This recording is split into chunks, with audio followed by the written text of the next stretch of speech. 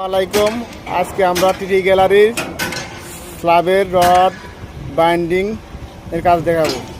আমাদের রডের স্পেসিং 120 পর দেখেন কত সুন্দরভাবে রড করছে। দেখেন মাঝখানে একটা বাকেট এলিভেশন আছে, দেখেন বক্স, এখানে বড় একটা মেশিন বসবে।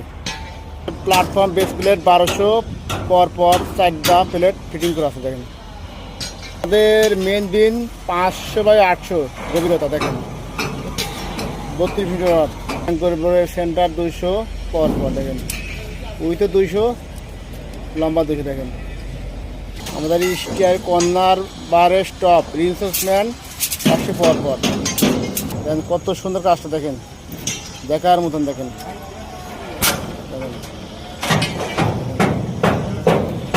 কত সুন্দর কাজটা, দেখেন।